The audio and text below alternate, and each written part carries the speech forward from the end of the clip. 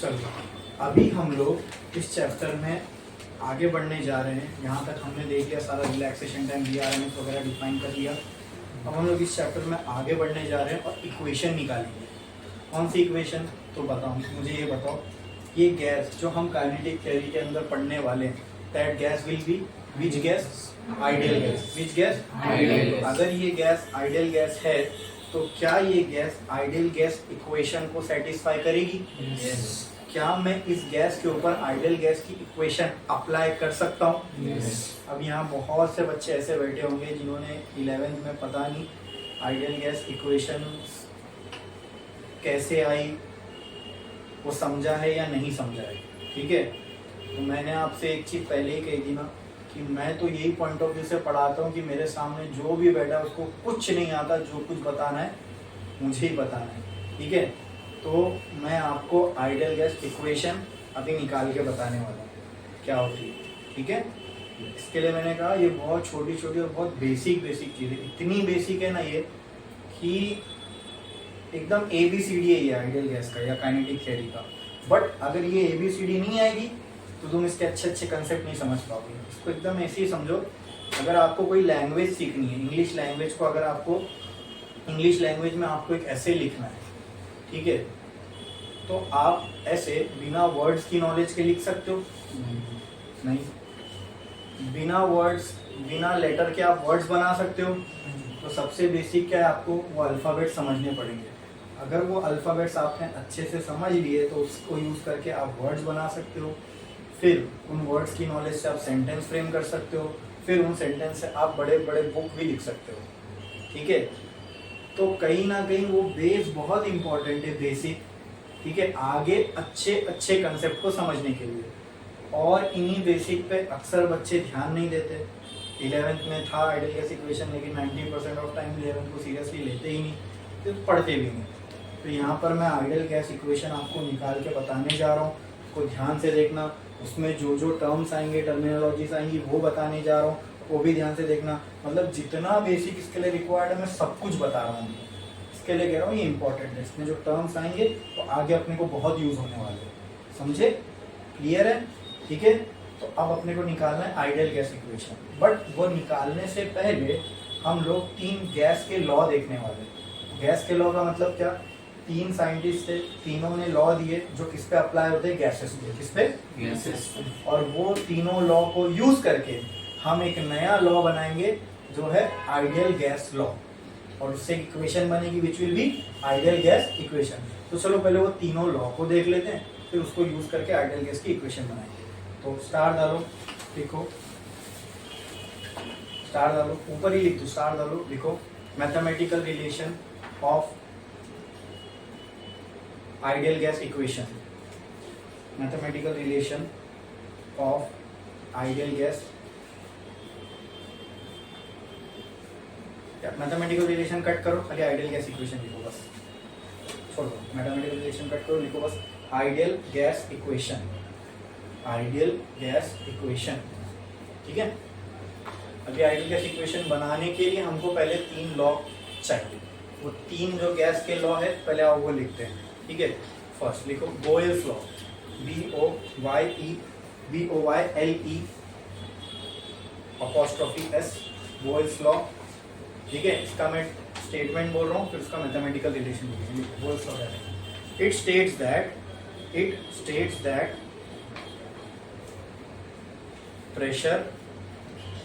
pressure is inversely proportional to volume if temperature of gas is kept constant. Pressure is inversely proportional to volume if temperature of a gas is kept constant. It states that pressure is inversely proportional to volume if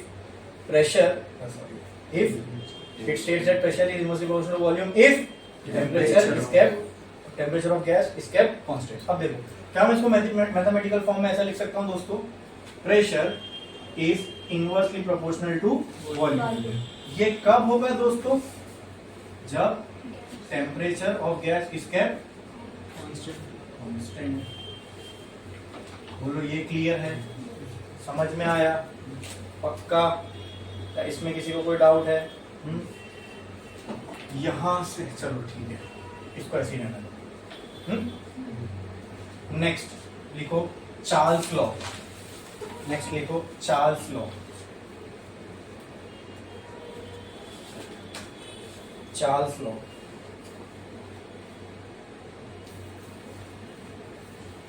Charles law. It states that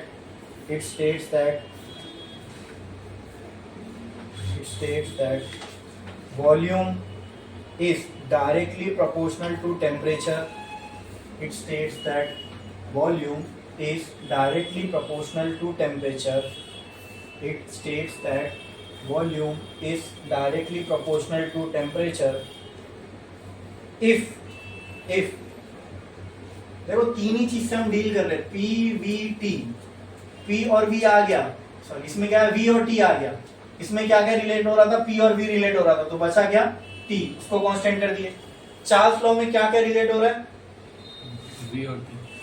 we और T, तो यहाँ क्या constant हो जाएगा, pressure. तो लिखो it states that volume is directly proportional to temperature if pressure of gas is constant. लिखो pressure of gas is constant, is constant. इसको हम लोग कैसे लिख सकते हैं दोस्तों, मैथमेटिकल फॉर्म में, volume is directly proportional to temperature, लेकिन ये कब होगा, व्हेन प्रेशर इज कांस्टेंट।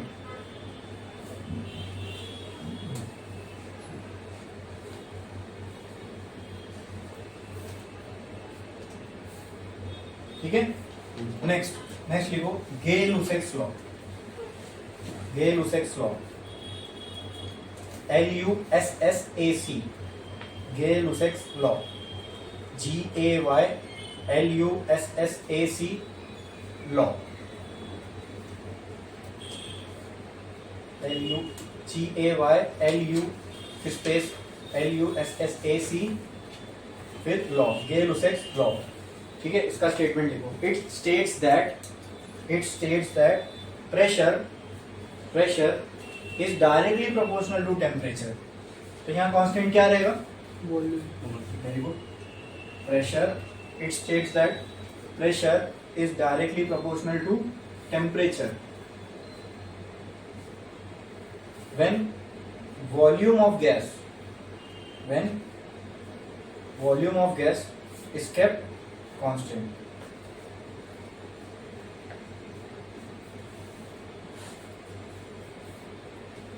ठीक है, तो ये ऐसा लिख सकता हूं मैं, pressure is directly proportional to temperature. लिखा होगा जब वॉल्यूम इज केप्ट कांस्टेंट। बोलो इतना क्लियर है। अब ये तीनों को यूज करके, तीनों गैस लॉ को यूज करके हम बनाने वाले हैं आइडियल गैस इक्वेशन। देखो प्रेशर टेम्परेचर से डायरेक्टली प्रोपोर्शनल है, वॉल्यूम से इनवर्सली। तो इसको मैं ऐसा लिख सकता हूं क्या, P is directly proportional to T and inversely proportional to V। ठीक है, तो ऑटोमेटिकली V और T डायरेक्टली प्रोपोर्शनल हो जाएगा। V जब इधर आएगा तो VT डायरेक्टली प्रोपोर्शनल हुए ना। तो ये तीनों लॉ को मैं अगर एक साथ लिखूं तो ऐसे लिख सकता हूं, हाँ। तो इसको आप दे देना 1, इसको आप दे देना 2, इसको आप दे देना 3, और यहां लिख देना फ्रॉम 1, 2 एंड 3। ठीक है, देखो ये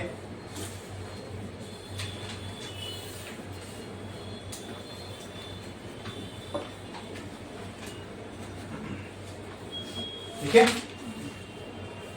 अब मुझे बताओ यहां पर से दोस्तों प्रोपोर्शनलिटी साइन हटाना है और अच्छा मैं इसको ऐसा भी लिख सकता हूं क्या, चलो ऐसे ही रहने दो। यहां से प्रोपोर्शनलिटी साइन हटाना है, इक्वल टू लाना है, तो क्या करना पड़ेगा, कांस्टेंट इंट्रोड्यूस करना पड़ेगा। तो P is equal to R T by D. ठीक है, यहाँ पे इक्वल टू आया, कांस्टेंट इंट्रोड्यूस हो गया। इस R को बोलते हैं यूनिवर्सल गैस कांस्टेंट। क्या बोलते हैं, यूनिवर्सल गैस कांस्टेंट। वैल्यू आप नाम वहां लिखना, and R is equal to 8.314 joule per mole kelvin. ये R का हो गया सिंबल। अच्छा सुनो, इसको मैं ऐसा लिख सकता हूँ क्या, ये आर तो हो गया, तो इसको मैं ऐसा लिख सकता हूँ क्या, PV is equal to R T, PV is equal to R T. ठीक है, लिखो पहले ये, यहां तक लिखो, यहां तक PV is equal to R T, यहां तक लिखो। ठीक है, और बाजू में ब्रैकेट डालो और लिखो R is universal gas constant, फिर नीचे आर की वैल्यू लिखो, बाजू में लिखना है आर, एरो डाल के लिखो यूनिवर्सल गैस कांस्टेंट, फिर उसके नीचे आर इक्वल टू जो आर की वैल्यू है वो लिखो।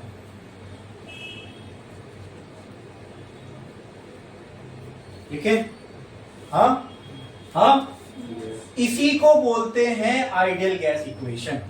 इसी को क्या बोलते हैं, बट यहाँ पे एक कैच है। क्या आप मुझे बता सकते हो, ये आइडियल गैस इक्वेशन तो मैंने बोल दिया, बट यहाँ बता सकते कितने मोल के लिए, नहीं बता सकते ना, नहीं बता सकते ना। ये छोटी छोटी चीजें होती है दोस्तों, जो बच्चों को कंफ्यूज करती हैं बहुत ज्यादा। ठीक है, बहुत ज्यादा। तो यहाँ पर दिस, तो यहाँ पे ये आ गया आपको PV equal to R T, तो यहाँ इसके नीचे लिखना ideal gas equation for 1 mole. Ideal gas equation, एक लाइन छोड़ो और लिखो ideal gas equation for 1 mole, for 1 mole, 1 mole, MOLE mole. Ideal gas equation for 1 mole ये होती है PV is equal to R T. अब ये 1 मोल है, ऐसा क्यों बोल रहा हूं मैं, क्योंकि यहां पर क्या है, मतलब यहां पर एक टर्म होना चाहिए था जो नंबर ऑफ मोल्स बताए। क्या बताए, नंबर ऑफ मोल्स, जो कि होता है n। क्या होता है, n। लेकिन यहां पर n है क्या, नहीं, n की जगह क्या है, 1 1 है। इसका मतलब यहाँ n की वैल्यू 1 हो गई, समझे आप, यस, यहाँ पे n की वैल्यू 1 हो गई। तो उसी में जहां पे आपने लिखो ना फॉर 1 मोल, ब्रैकेट में लिखो here n is equal to 1, here n is equal to 1। उधर ही बाजू में ये मत करना, ये मत लिखना, ये PV equal to R T लिखे थे ना आपने, यहां लिख दो here n is equal to 1, n मत डालो। ठीक है, ठीक है आपने, हाँ। अब दोस्तों ये तो आइडियल गैस इक्वेशन थी फॉर 1 मोल। अगर मेरे पास 2 मोल हो तो क्या आ जाएगी इक्वेशन, 2RT। 3 मोल हो तो, 4 मोल ऑफ गैस हो तो गैस की क्वांटिटी तो कितनी भी हो सकती है, तो उसके लिए फॉर n मोल्स क्या होगी, तो लिखो फॉर आइडियल गैस इक्वेशन, ऐसा लिखो आइडियल गैस इक्वेशन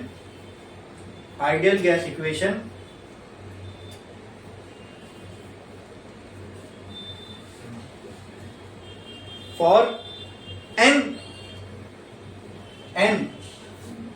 ऐसा n नंबर ऑफ मोल्स, इसके बाजू में इधर पे ब्रैकेट डालो और लिखो हियर n इक्वल टू 1। समझे, मतलब ये जो हमको आइडियल गैस इक्वेशन आई ना दोस्तों, ये किसके लिए आई, ये 1 मोल के लिए आई।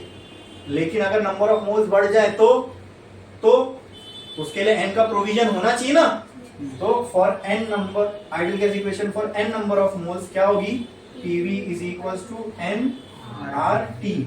और यहां पे आप ब्रैकेट डालो और लिखो small n equal to number of moles. लिखो, ये बहुत बेसिक, एकदम बेसिक बता रहा हूं कि नहीं, मैं आइडियल गैस इक्वेशन की एक छोटी बेसिक चीज बता रहा हूं ताकि गलती ना हो। अब ये लिखो, हेडिंग डाले आपने ideal gas equation for n number of moles. ठीक है, अब नीचे आपने n लिखा, ब्रैकेट में बाजू में लिखो n equal to number of moles. ठीक है, लिखे। अब ये n का भी एक फॉर्मूला है, वो आओ देखते हैं n का क्या फॉर्मूला है, वो समझते हैं। हाँ,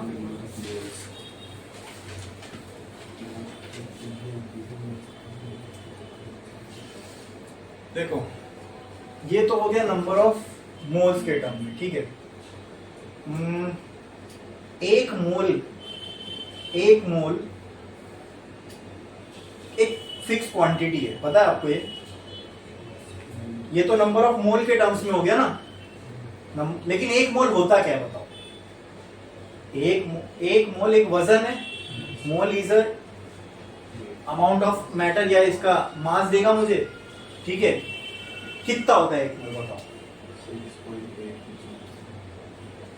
एक मोल कितना होता है बताओ?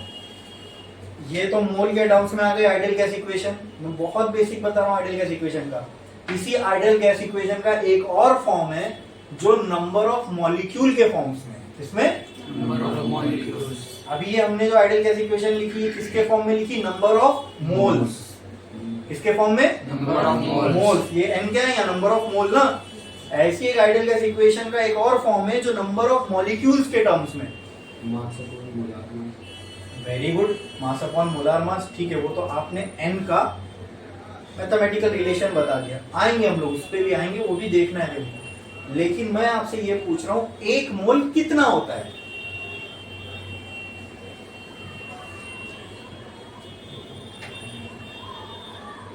डिफाइन करो, एक मोल कितना होता है? आइडियल गैस इक्वेशन तो आपने 11th में भी देखे हो। n बहुत बेसिक है। एक मोल कितना होता है? जैसे एग्जांपल देता हूं मैं आपको। 1 किलो में, ऐसे मैंने तराजू लिया, यहाँ पे 1 किलो का वजन रखा और यहाँ कांदा रखा, तो 1 केजी में सम नंबर ऑफ कांदे आएंगे। वही मैं आपसे पूछूंगा, अगर 1 किलो में कितने कांदे, मतलब 1 किलो कितना इन टर्म्स ऑफ कांदा, ठीक है? तो मैं यहाँ आपसे पूछ रहा हूँ एक मोल कितना?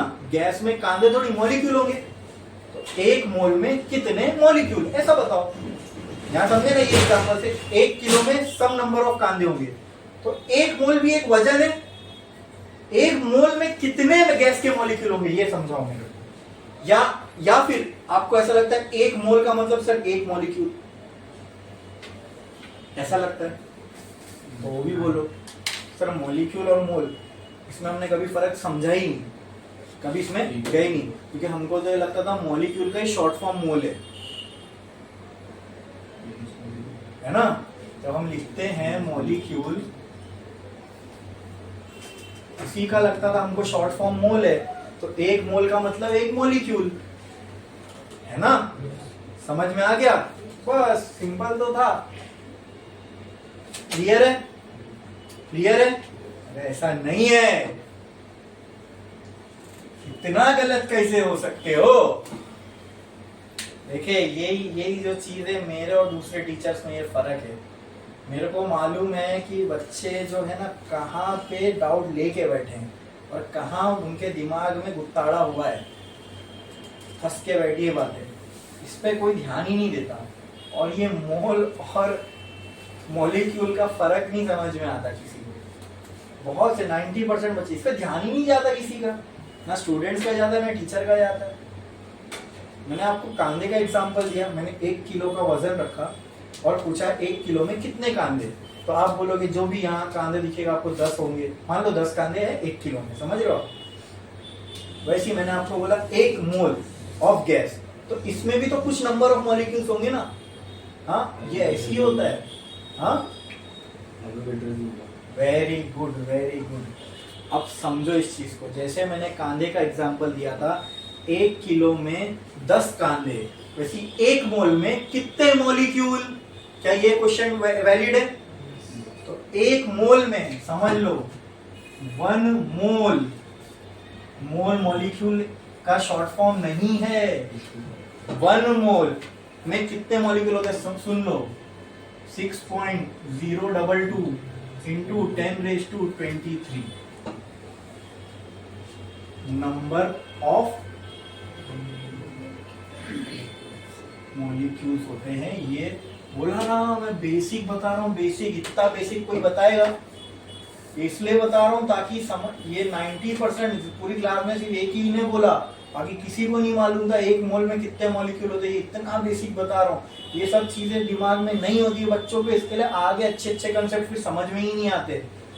अब एकदम दिमाग में क्लियर बिठा लो, 1 मोल में कितने मॉलिक्यूल, जैसे 1 किलो में 10 कांदे, तो 1 मोल में कितने मॉलिक्यूल, इतने सर, समझे।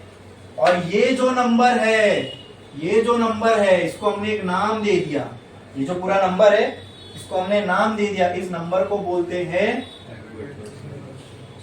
Avogadro's number. क्या बोलते हैं? Avogadro's number. इसको हम रिप्रेजेंट करते हैं नंबर के लिए n, एवोगैड्रो के लिए a, समझे। तो एवोगैड्रोस नंबर किसके बराबर होता है? 6.022 इंटू 10⁻23, ये होता है एवोगैड्रोस नंबर। और क्या बताता है एवोगैड्रोस नंबर? 1 मोल में कितने मॉलिक्यूल होंगे, ये बताता है एवोगैड्रोस नंबर। समझ में आया? तो अगर मैं आपसे पूछूं, तो अब दिमाग में सिंपल होना चाहिए, 1 मोल में कितने मॉलिक्यूल होते हैं? एवोगैड्रो नंबर के बराबर। सीधा ये बोल दो, है ना। बार बार ये बोलूंगा तो 6.022 × 10⁻23 कितना लंबा लगता है। 1 मोल में कितने मॉलिक्यूल होते हैं? एवोगैड्रोस नंबर के। हाँ, फिर एवोगैड्रो नंबर की वैल्यू याद होनी चाहिए, वो कितनी है? 10⁻23। समझते हो? 10⁻12 1 ट्रिलियन होता है, ठीक है, 1 ट्रिलियन होता है।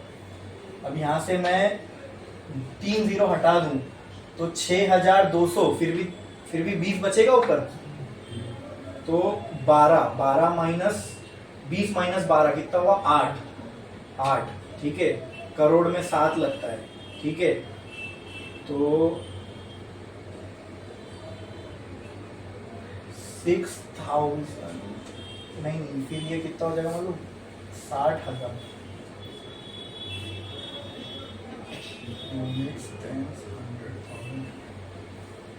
60,222 करोड़ ट्रिलियन, समझ रहे हो? 222 नहीं, 60,220 करोड़, वो भी ट्रिलियन। इतने मॉलिक्यूल होते हैं कितनी गैस में? 1 मोल ऑफ गैस में। कोई भी 1 मोल ऑफ गैस में कितने मॉलिक्यूल होते हैं? 60,220 करोड़ ट्रिलियन। कितने मॉलिक्यूल होते हैं? अभी 1 ट्रिलियन बोले तो दिमाग खराब हो जाएगा। 1 ट्रिलियन बहुत बड़ी क्वांटिटी होती है। एक तो करोड़, फिर ट्रिलियन लगा उसके आगे, तो सोचो कितने मॉलिक्यूल होंगे 1 मोल के अंदर। कितने मॉलिक्यूल होते हैं, समझे। 1 मोल में there are how many molecules? Avogadro's number के बराबर। और एवोगैड्रोस नंबर कितना है? तो नंबर में पूछे कितने मॉलिक्यूल, तो इतने, समझे। क्लियर है? ठीक है। अच्छा, तो 2 मोल में कितने मॉलिक्यूल? 2 × Na, 2 × Na। 3 में तो खत्म ना, मॉलिक्यूल वाली कहानी खत्म। समझ में आ गया? हाँ, अब n के लिए फॉर्मूला डिफाइन करना है, स्मॉल n के लिए। तो कैसे करेंगे देखो। अगर मान लो मेरे पास, मुझे n का फॉर्मूला निकालना है, इसको मैं 2 तरीके से समझाता हूं, ठीक है। अगर मेरे पास, लेट्स से कांदे के एग्जांपल से लेते हैं, मेरे पास, मुझे ये पता करना है मेरे पास कितने नंबर ऑफ कांदे हैं, ठीक है। ये n क्या है? Number of moles. क्या है? Number of moles. Number of moles.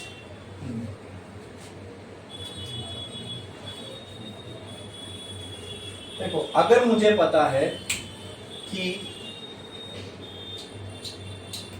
एक कांदे का वजन 100 ग्राम है, कितना? 100 ग्राम।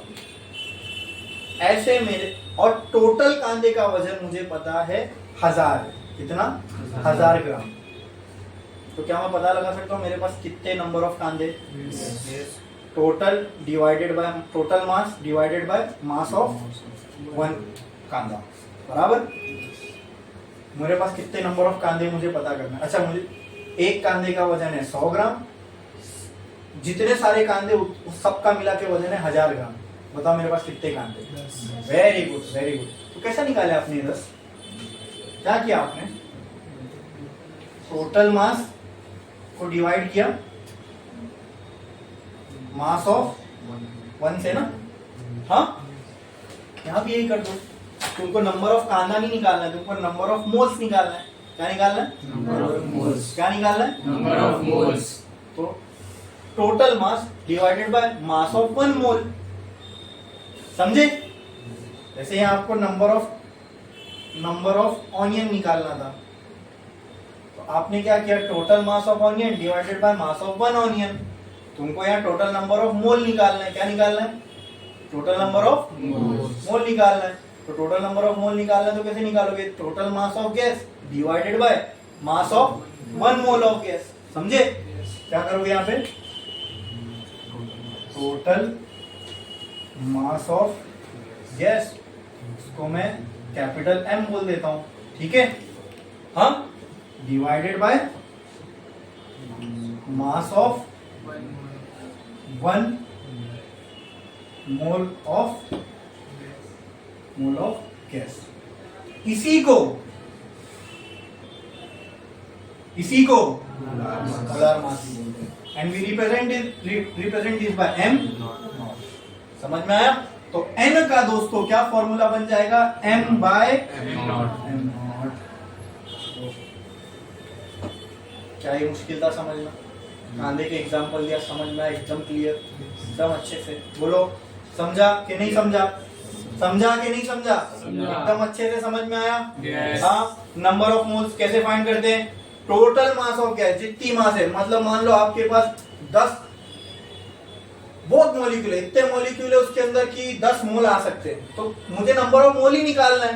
तो टोटल मास निकालो, और हमको पता है कि एक ऑक्सीजन का मोलार मास कितना है, कार्बन का कितना है, हाइड्रोजन का कितना है, तो हम डायरेक्ट पुट करके नंबर ऑफ मोल्स फाइंड कर सकते हैं। समझा ये नहीं समझा? अरे भाई, ये मोलार मास नोन रहता है ना, ये आपने फाइंड किया, ये आप फाइंड करोगे, ये नोन है, दोनों को पुट करोगे तो ये नंबर ऑफ मोल आएगा, इजीली आ जाएगा। फिर वहां पुट करो, आइडियल गैस इक्वेशन से जो निकालना निकाल सकते हो। बोलो, इतना समझा क्या? अरे इतना समझा? Yes. नहीं समझा? हाँ समझा ना, ठीक है। चलो नेक्स्ट आगे एक और n का रिलेशन है, which is n is also equal to total number of molecule. एक गैस के सैंपल में कितने नंबर ऑफ मॉलिक्यूल हो सकते हैं? n नंबर इनफाइनाइट जितने, ठीक है। तो क्या मैं यहां लिख सकता हूं, जैसे यहां लिखा टोटल मास ऑफ गैस, तो यहां मैं लिखता हूं ये था इन टर्म्स ऑफ मोल, ये था इन टर्म्स ऑफ मोल। अब वहां इन terms of molecules, in terms of molecule देखने वाला हूं। तो n का नंबर ऑफ मोल में एक और तरीके से निकाल सकता हूं, वो कैसे? टोटल नंबर ऑफ मॉलिक्यूल्स, इसको मैं बोल दिया capital N। Total number of molecule को मैंने किससे रिप्रेजेंट कर दिया? बस इसको डिवाइड कर दो एवोगैड्रोस नंबर से। एग्जांपल, आपको मोल नहीं पता कितने हैं, लेकिन आपको इतना मालूम है, सुनो सुनो सुनो, आपको मालूम है कि इसके अंदर 5 एवोगैड्रो नंबर के बराबर मॉलिक्यूल है। कितने नंबर के बराबर? मतलब मान लो ये 6.022 into 10⁻23 into 5, इतना आपको पता चल गया, इतने मॉलिक्यूल है। ये मोल है क्या? इतने नंबर ऑफ मॉलिक्यूल, मॉलिक्यूल के नंबर है ना, बड़ी क्वांटिटी है ना ये। मुझे क्या फाइंड करना है? इससे मोल कितना बनेगा, इससे कितना मोल, वजन क्या बनेगा गैस का। मुझे नंबर ऑफ मॉलिक्यूल नहीं चाहिए, मुझे गैस का वजन चाहिए। समझ में आ रहा है मैं क्या बोल रहा हूँ? मुझे नंबर नहीं चाहिए गैस का, मुझे वजन चाहिए गैस का मोल में। और वजन गैस का किस में आएगा? मोल में। तो मुझे इसके लिए क्या चाहिए? Number of. तो मुझे नंबर ऑफ मोल निकालना, तो इसका एक और तरीका है। वो क्या? अभी देखो, 5 एवोगैड्रो नंबर के बराबर मॉलिक्यूल है, ठीक है। तो सिंपल है ना भाई, मोल में कितना हुआ? एक मोल में कितने एवोगैड्रो नंबर होते हैं? एक मोल में कितने एवोगैड्रो नंबर होते हैं? एक। तो 5 मोल में कितने एवोगैड्रो नंबर होंगे? 5। तो नंबर ऑफ मोल कितना हो गया? अगर 5 एवोगैड्रो नंबर के बराबर है तो नंबर ऑफ मोल की मॉलिक्यूल मेरे पास ये है, ये, तो नंबर ऑफ मोल कितना हो गया? सोचो। हाँ, एग्जाम्पल ये एक बार होता, ये एक बार होता तो कितना मोल होता मेरे पास? ये 2 बार होता, इतने नंबर ऑफ मॉलिक्यूल, तो कितने मोल होते मेरे पास? यही 3 बार होता तो कितने मॉलिक्यूल होते मेरे पास? 3। ये 4 बार होता तो कितने मोल होते मेरे पास? 4। ये 5 बार है तो कितने मोल होना चाहिए मेरे पास? 5। तो यहां आंसर क्या आना चाहिए? क्या आना चाहिए? तो ये 5 आने के लिए इसको नीचे भी फिर Na से डिवाइड करना पड़ेगा ना? हाँ, करना पड़ेगा कि नहीं पड़ेगा? करना पड़ेगा। तो 6.022 इंटू 10⁻23। अब समझ में आया, हाँ 5 मोल कितने? 5। तो ये पूरा, ये लेकिन अगर ये तो एक एवोगाड्रो नंबर हुआ, 5 से मल्टीप्लाई कर दूंगा तो क्या ये टोटल नंबर ऑफ मॉलिक्यूल नहीं हो गए? हो गए। डिवाइड कर दूंगा इसको मैं किससे? एवोगाड्रोस नंबर से। Avogadro's number. तो मुझे क्या मिल जाएगा बोलो? Number of mole. Number of mole का एक और फॉर्मूला मिल गया हमको, total number of molecule divided by Avogadro's number. ये कंसेप्चुअली समझ में आया? कैसे आया? कि नहीं आया? समझा ना? पक्का मैथमेटिकली करके बताया तो समझ में आया कि नहीं आया? एकदम क्लियर समझ में आ गया? हाँ, पक्का पक्का। तो नंबर ऑफ मोल्स में एक और तरीके से निकाल सकता हूं, वो कैसे? Total number of molecule divided by Avogadro's number. और एक और तरीके से निकाल सकता हूं, total mass divided by molar mass या mass of 1 mole.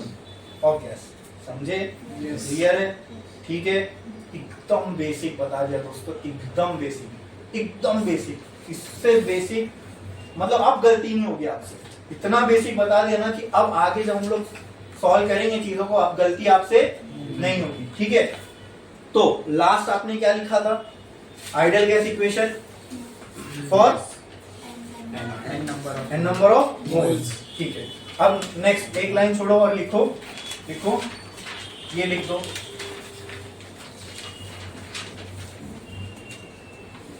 One mole, इसको डब्बा बनाओ, फिर इसको डब्बा बनाओ। ये तुम टेक्स्ट बुक खोल लेना, ये जो भी मैं भी ये सब बता रहा हूं ना, ये इतना सिस्टमैटिकली, इतना अच्छे से कहीं नहीं मिलेगा आपको। बहुत इंपॉर्टेंट है इसके लिए। और ये जब तक एक टीचर आपको ना बताए इस सिस्टमैटिक वे में, तब तक बच्चों के समझ में नहीं आता।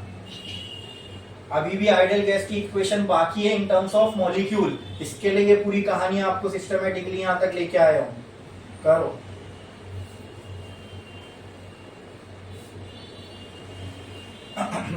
अच्छा, ये n से पहले यहां पे लिख देना। क्या लिखोगे? Number of moles. ठीक है, इसको ब्रैकेट बनाओ। और यहां पर भी जहां वर्ड्स लिखे तो वर्ड्स में जहां लिखे वहां पे यहां लिख देना नंबर ऑफ मोल्स, फिर इसको ब्रैकेट में, फिर नीचे फॉर्मूला। ठीक है, लिखो।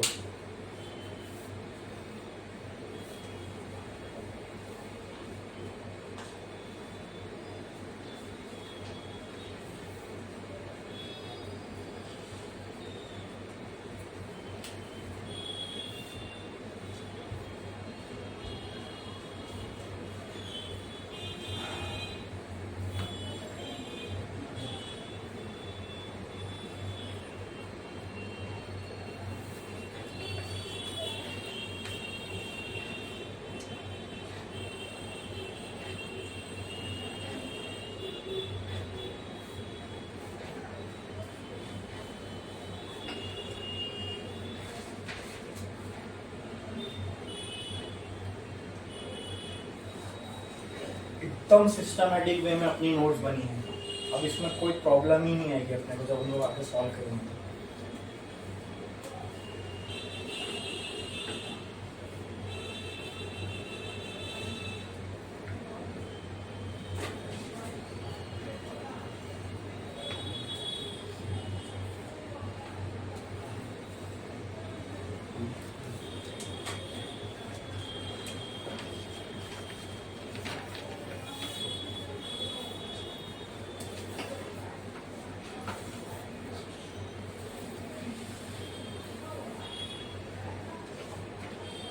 समझ में आया यहाँ तक?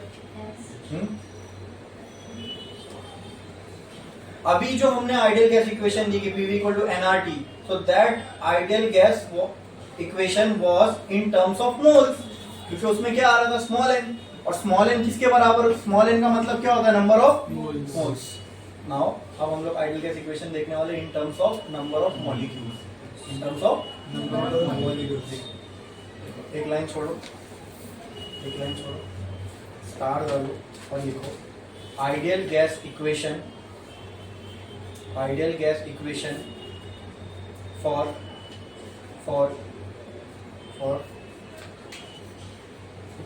कैपिटल एन, ऐसा उसको कॉमा रखो, capital N number of molecules, number of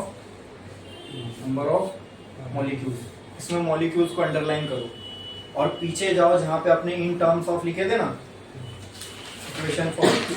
equation for N moles, N number of moles and one mole, तो वहां मोल को अंडरलाइन करो, दोनों हेडिंग में मोल को, फॉर वन मोल में मोल को अंडरलाइन करो, for N number of mole में मोल को अंडरलाइन करो। तो ये समझ में आएगा वो ideal gas equation in terms of moles थी, और अब जो आइडियल गैस इक्वेशन निकालने वाले वो इन टर्म्स ऑफ मॉलिक्यूल होने वाली है। ठीक है,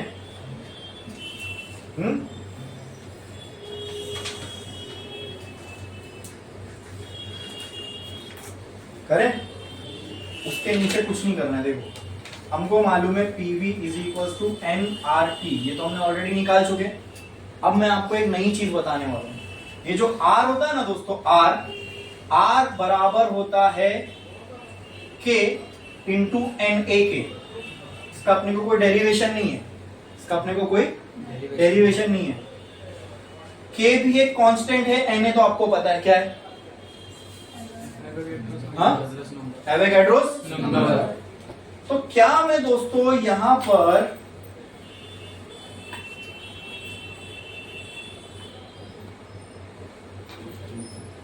R की जगह K इंटू Na लिख सकता हूं, बोलो, कहना है right, PV is equal to N, R की जगह K इंटू Na। चलो K इंटू Na के बदले मैं इसको ऐसा लिख देता हूं, तो यहां पुट करने में ज्यादा इजी हो जाएगा, Na into K, N into Na, R की जगह पुट कर रहा हूं, R की जगह Na इंटू K, ये मैंने किसकी जगह पुट किया, और बाद में क्या बचेगा, T, क्या बचेगा, T। Now tell me what is this, N into Na, जरा गौर से देखना, स्मॉल n बराबर होता है कैपिटल N बाय Na के, तो क्या मैं बोल सकता हूं n इंटू Na बराबर होगा कैपिटल N के, हाँ, तो कहना है right this equation as PV is equal to capital N के T, समझे। तो आपको पता है n क्या होता है, टोटल नंबर ऑफ मॉलिक्यूल। अब जितने भी मॉलिक्यूल है वो यहाँ पुट कर दो। अब जरूरी नहीं हर जगह एवोगैड्रो नंबर के बराबर ही मॉलिक्यूल हो, जब एवोगैड्रो नंबर के बराबर मॉलिक्यूल है ही नहीं तो 1 मोल क्वांटिटी बैठेगी क्या, तो वहां तो सिर्फ नंबर ऑफ मॉलिक्यूल से ही आप निकाल सकते हो। आपको मालूम पड़ा 4 मॉलिक्यूल है, यहाँ कहीं मोल नहीं दिया हुआ है, कुछ नहीं, सिर्फ नंबर ऑफ मॉलिक्यूल दिए, ये फॉर्मूला पुट करो, समझे, क्लियर है, आया, इससे आएगा this is the formula for n number of molecule.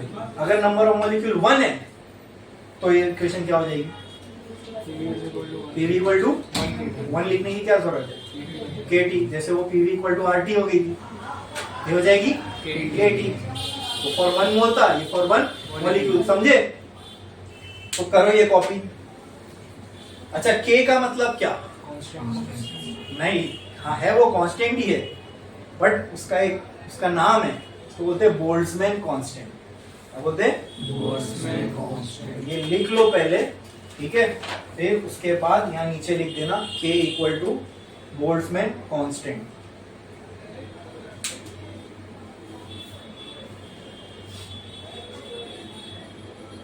बहुत टाइम लेके मैं आपको ये बेसिक बता रहा हूँ, ये समझ में आएगा ना, फिर अपने को आगे कोई प्रॉब्लम नहीं होगी। करो जल्दी, K इक्वल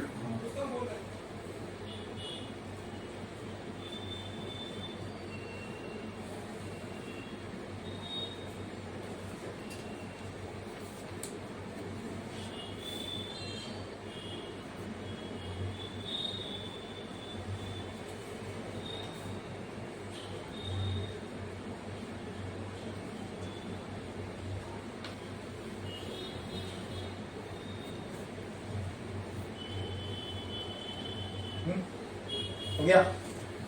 हो गया? जहाँ ये इक्वेशन लिखे हो ना उसके साइड में नीचे ब्रैकेट डालो और लिखो here capital M is equals to number of molecules, capital M is equals to number of molecules, number of molecules, और स्मॉल n क्या डिनोट करता है? Number of moles. देखिए कितनी बारीक चीज है, n दोनों ही है, स्मॉल एक कैपिटल, ठीक है। जहां ये हो गया लिख के, फिर नीचे लिखना k equal to, k arrow डाल के लिखो, k एरो डाल के बोल्ट्जमैन कांस्टेंट, वो BOLTZ, बोल्ट्जमैन कांस्टेंट, और उसके नीचे k की वैल्यू लिखना, k बराबर होता है 1.38 इंटू 10⁻⁻23 जूल पर केल्विन।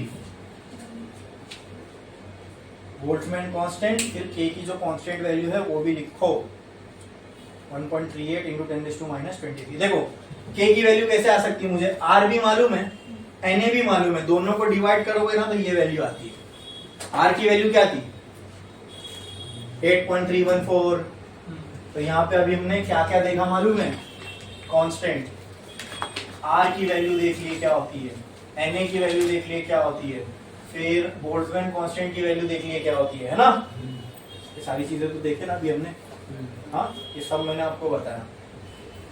r की वैल्यू, na की वैल्यू, k की वैल्यू, क्लियर है? समझे? अच्छा, ये for n number of molecule था। लिखो ideal gas equation for one molecule, ideal gas equation for one molecule, molecule को अंडरलाइन करो, वन मॉलिक्यूल को अंडरलाइन करो। Ideal gas equation for one molecule, जैसे वो हमने दो इक्वेशन बनाए थे ना, एक फॉर वन मोल, एक n नंबर ऑफ मोल। तो n नंबर ऑफ मॉलिक्यूल के लिए तो देख लिए, फॉर वन मॉलिक्यूल के लिए क्या होगी इक्वेशन बोलो?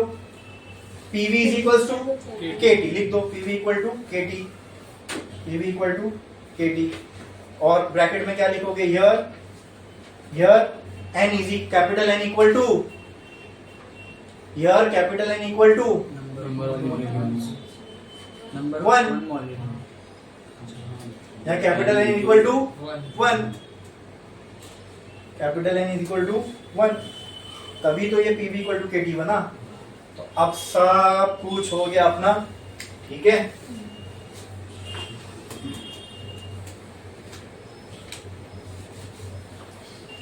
इसके बाद जो अभी हम देखने वाले हैं वो इस चैप्टर का बहुत ही इंपॉर्टेंट डेरिवेशन है, बहुत ही इंपॉर्टेंट डेरिवेशन है, ठीक है। अब इसके लिए जितने बेसिक्स थे मैंने समझ लो पूरा 11 से ही आपको बता दिया, Boyle's law, Charles law, Gay Lussac's law, पूरी आइडियल गैस इक्वेशन, फिर उसके अंदर एक जो छोटी बारीक चीजें थी सब, ये आप बिना टीचर के नहीं कर सकते। ये जो मैंने अभी बताया ना, और इतना सिस्टमेटिक वे में बताया ना, ये आपके टेक्स्ट बुक में भी है, लेकिन आपको सिस्टमेटिक वे में जब तक कोई समझाएगा नहीं ये चीज आप नहीं समझ सकते, समझे? हाँ, क्लियर हो गया? चलो अभी एक छोटा सा अपन टेस्ट लेते हैं आपका, बताओ मुझे ideal gas equation in terms of moles. PV is equal to कौन सा n? Small n RT। Ideal gas equation in terms of number of molecules. Capital N KT, बराबर, समझे? ये तीन टर्म्स ऑफ मोल्स, ये तीन terms of molecules. Small n का formula बताओ। Capital M upon where capital M is total mass of gas, m naught is molar mass या फिर mass of one mole of gas. Number of mole का एक और formula है, n upon n, where n equal to total number of molecules, Na is Avogadro's number. एक mole में कितने molecule होते हैं? नहीं, एक मोल में कितने मॉलिक्यूल होते हैं?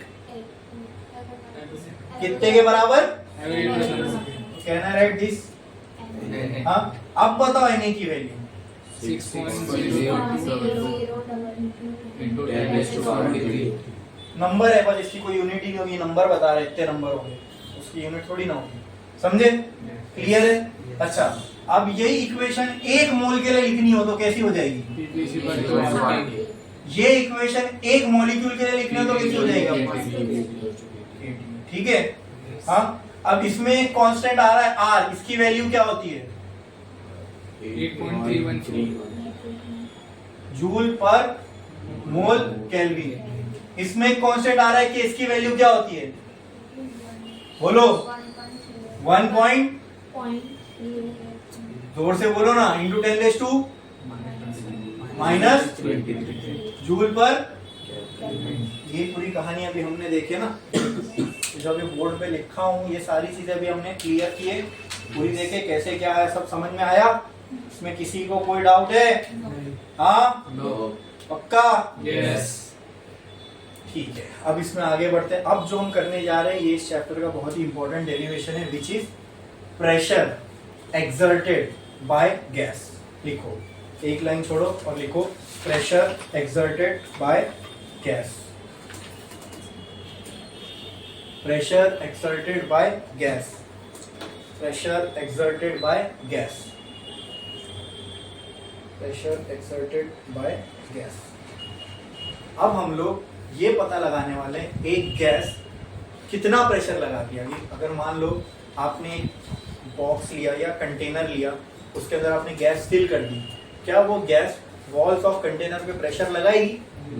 बस वही निकालना है कितना लगाएगी। अब बात आ रही है कितने की। कितना, जब भी मैं बोलता हूँ कितना आ जाएगा, कितना लगाएगी, कितना निकालना है, इसका मतलब क्या करना है? कितने की बात आ गई, कोई चीज को क्वांटिफाई करना है, मतलब उसका क्या निकालना है? क्या निकालना है? कितना प्रेशर लगाएगी, इसका मतलब क्या निकालना है? कितना, कोई चीज का कितना निकालना है, वैल्यू निकालनी है, तो क्या क्या चाहिए आपको उसके लिए? हाँ हाँ हाँ, क्या चाहिए? अरे बोलो। तो अभी अपने वही फिर क्या निकालने वाले अभी? किसके लिए? प्रेशर। मतलब एक गैस कितना प्रेशर लगाती है उसका हम लोग क्या निकालने वाले हैं? फॉर्मूला निकालने वाले। चलो स्टार्ट करें। हाँ ठीक है, अब मैं जो जो करने वाला हूँ ध्यान से देखना, बहुत इंपॉर्टेंट है, कुछ एक्सप्लेनेशन है इसके अंदर, इसलिए एकदम ध्यान से देखना। मेरे को गैस कितना प्रेशर लगाती है वो निकालना है, तो उसके लिए पहले गैस चाहिए और प्रेशर लगाने के लिए कंटेनर चाहिए ना। तो मैंने एक कंटेनर ले लिया, ठीक है, क्यूबॉइड, ठीक है, समझते हो ना? क्यूबॉइड मतलब जिसकी सब साइड सेम है।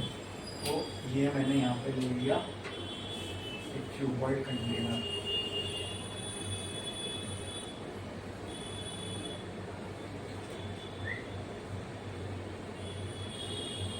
ठीक है, एक क्यूबॉइड टाइप मैंने कंटेनर ले लिया। इसके अंदर क्या भर दिया? गैस। क्या भर दिया? गैस। अब बताओ मेरे को उसमें गैस के कितने मॉलिक्यूल होंगे? n नंबर ऑफ, जिसको हम गिनती नहीं कर सकते।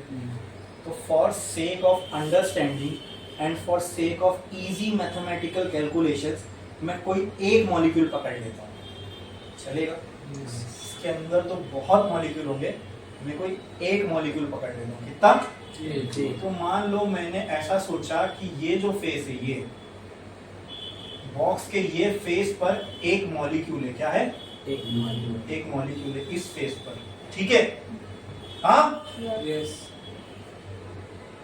और लेट्स अज्यूम ये सब अजम्पशन है। क्यों अजम्पशन कर रहा हूं? ताकि मेरा कैलकुलेशन थोड़ा सा इजी हो, ठीक है? हाँ, वैलिड तो रहेगा ये, ऐसा कुछ नहीं कि वैलिड नहीं, वैलिड बिल्कुल है, खाली अजम्पशन हम इसलिए कर रहे हैं ताकि हमारा कैलकुलेशन पार्ट थोड़ा इजी हो जाए।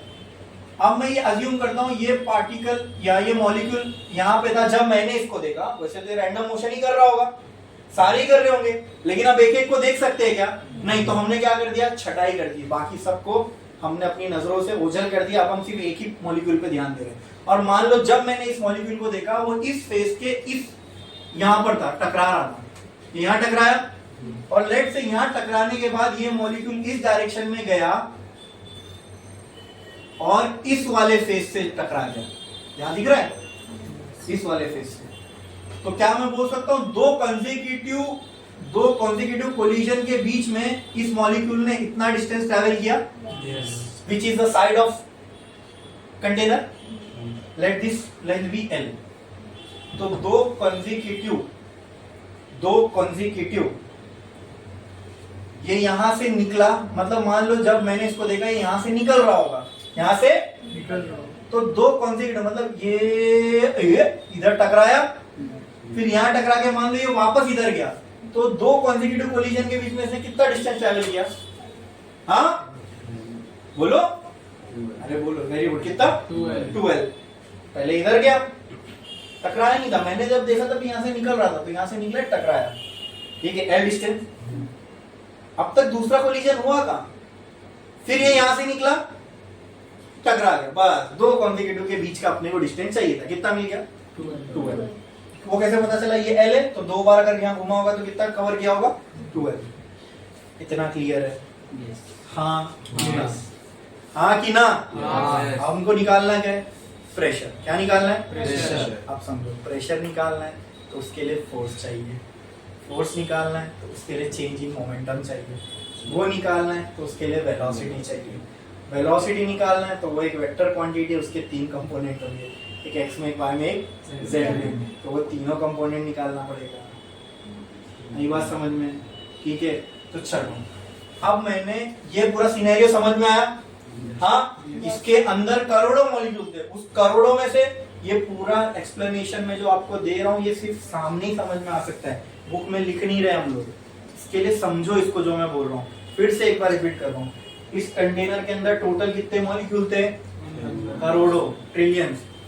उसमें से मैंने कोई एक मॉलिक्यूल को सेलेक्ट किया और हम ये अज्यूम कर रहे हैं कि जब हम इसको देख रहे थे तब ये जस्ट इस वॉल से टकरा के निकल रहा था, और हमने अज्यूम किया बीच में किसी से नहीं टकराया, सीधा जाके ये इस वॉल पे टकराया, ठीक है, तो इसने कितना डिस्टेंस कवर किया? एल, एक कोलिजन हो गया। फिर यहाँ से टकराने के बाद फिर से बीच में किसी से नहीं टकराया, वापस उस वॉल पे जाके टकरा गया, तो दो कॉन्सिक्यूटिव कोलिजन हो गए। कितना डिस्टेंस ट्रैवल किया इसने? 12। बोलो, इतना क्लियर है? हाँ कि ना? क्लियर? ठीक है। और अभी हमने क्या देखा? हमको निकालना है प्रेशर। तो प्रेशर होता है फोर्स अपॉन एरिया। उसके लिए क्या चाहिए? Force.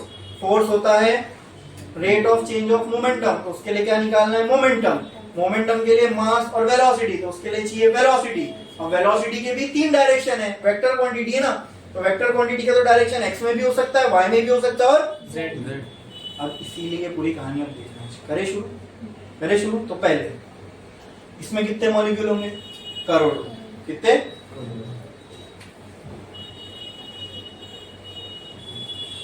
Let's assume any one molecule from the container. बोलो, क्लियर है? हाँ, and let that molecule be number 1. Clear? हाँ, यस। तो ये जो मॉलिक्यूल आपको दिख रहा है, इस मॉलिक्यूल को मैं एक नंबर दे देता हूं, that is 1. That is 1। Clear है? अगर ये मॉलिक्यूल का नंबर मैंने 1 दे दिया तो इसकी वेलोसिटी को क्या मैं u1 बोल सकता हूं? हाँ हाँ, बोल सकता हूं, चलेगा? कहना है से, या u1 छोड़ दो, v1 क्या बोलता हूं मैं इसको? v1। क्लियर है? Let the velocity of this molecule be v1। Molecule को मैंने नंबर 1 दे दिया तो उसकी वेलोसिटी को मैं क्या बोल सकता हूं? v1। क्या बोल सकता हूं? v1। इतना क्लियर है क्या? बोलो, इतना क्लियर है क्या? इतना समझ में आया? ठीक है ना, देखो ये है वो मॉलिक्यूल, दिख रहा है आपको? इसके सामने है ये दीवार, ठीक है, इसकी तरफ ये मॉलिक्यूल जा रहा है, बराबर जा रहा है। इस मॉलिक्यूल की वेलोसिटी क्या है? v1। क्या है? v1। लेकिन दोस्तों, वेलोसिटी तो एक वेक्टर क्वांटिटी है। वेलोसिटी एक वेक्टर क्वांटिटी। क्या है? Vector quantity. तो v1 जो होगा, क्या मैं बोल सकता हूं इसकी इक्वेशन ये होगी, v1 x i कैप। ये समझ रहा है मैं क्या लिख रहा हूं? वेलोसिटी एक वेक्टर क्वांटिटी है तो उसके कंपोनेंट्स होंगे, क्या होंगे? जैसे एग्जांपल, ये एक पार्टिकल है बराबर, इसका x में भी एक कंपोनेंट होगा, y में भी एक कंपोनेंट होगा और z में भी। x में एक कंपोनेंट होगा, y में होगा और जितनी भी वेक्टर क्वांटिटी होती है उनके कंपोनेंट्स निकलते हैं। कोई कंपोनेंट x में भी हो सकता है, y में भी हो सकता है और z में भी। तो अगर ये वेलोसिटी है, इसका एक कंपोनेंट x में होगा तो क्या मैं उसको vx बोल दूं, चलेगा? एक कंपोनेंट y में होगा तो उसको मैं vy बोल दूं, चलेगा? एक कंपोनेंट z में होगा तो उसको मैं vz बोल दूं, चलेगा? अरे बोलो ना, चलेगा। क्लियर है? समझा? हाँ। अब क्योंकि ये वेलोसिटी 1 है तो इसके लिए मैं इसको x मतलब velocity of first molecule in x direction, velocity of first molecule in velocity of first molecule in Z direction. आपको ये समझ में आया? क्लियर है? हाँ, क्लियर है? Yes. समझा? Yes. एक काम करो, आप चाहिए तो ये ग्राफ यहाँ पे आप बना सकते हो। अब ये तीनों को इक्वेशन फॉर्म में लिखना है वेक्टर्स में, तो उसको ऐसा लिखते हैं, ठीक है? v1x ये देता है वैल्यू ऑफ वेक्टर, ये क्या देता है? Value of vector. और ये जो i कैप है ये बताता है उसका डायरेक्शन, क्या है? Direction. i is a unit vector in x direction. i is a i मतलब कहीं पे i लिखा है ना तो समझ जाना वो चीज x में जा रही है। कहाँ जा रही है? X में। कहीं पे j लिखा है, सॉरी j कैप लिखा है तो समझ जाना वो, और कहीं पे z k कैप लिखा है तो समझ जाना वो कहाँ जा रही है? z। तो ये होता है यूनिट वेक्टर इन x डायरेक्शन। अरे भाई मैं तुमको ना वेक्टर बता रहा हूँ, वेक्टर क्या बता रहा हूँ? ये होता है यूनिट वेक्टर इन y Direction. डायरेक्शन, समझे? ये होता है यूनिट वेक्टर इन Direction. z डायरेक्शन, समझे? मुझे पता है वेलोसिटी का कोई भी डायरेक्शन हो सकता है, रैंडम मोशन कर रहा है ना, तो वेलोसिटी का कोई भी डायरेक्शन हो सकता है। तो मुझे तो तीनों की पॉसिबिलिटी, अरे बोलो बोलो, तीनों की पॉसिबिलिटी लेके चलनी पड़ेगी। तो मैंने क्या बोला, फर्स्ट पार्टिकल की वेलोसिटी है ना तो उसको v1 बोल दो, लेकिन क्या v1 सिर्फ x में हो सकता है? नहीं, v1 y में भी हो सकता है, z में भी। क्यों? रैंडम मोशन कर रहा है। आई बात समझ में? Yes. तो इसके कंपोनेंट्स कहीं पे भी हो सकते हैं, x में, y में या z में। अब इसको मुझे वेक्टर फॉर्म में लिखना है तो इसको ऐसे ही लिखते हैं, कोई भी वेक्टर दो चीज से बनता है, क्या? Direction और magnitude. मैग्नीट्यूड और डायरेक्शन। किससे? डायरेक्शन, ठीक है? डायरेक्शन कौन बताता है मालूम है? Unit vector in that direction. Direction कौन बताता है? डायरेक्शन कौन बताता है? यूनिट वेक्टर कौन बताता है? तो अगर मैं बोलूं I is the unit vector in x direction, इसका मतलब क्या? वो डायरेक्शन बता रहा है। कहीं पे I है, इसका मतलब वो यूनिट वेक्टर है, और यूनिट वेक्टर क्या बताता है? तो कौन से डायरेक्शन का यूनिट वेक्टर है? मतलब कहीं पे I लिखा है मतलब वो चीज कहाँ मूव हो रही होगी? x में, समझे? क्या मैं vx इधर लिख सकता हूँ क्या? रॉन्ग हो जाएगा, बिकॉज vx के आगे क्या लिखा है? I, मतलब vx मुझे इधर ही लिखना है। अगर क्या मैं vy इधर लिख सकता था? गलत हो जाता। क्यों? क्योंकि आगे मैं लिखने वाला हूं v1y j कैप, समझे?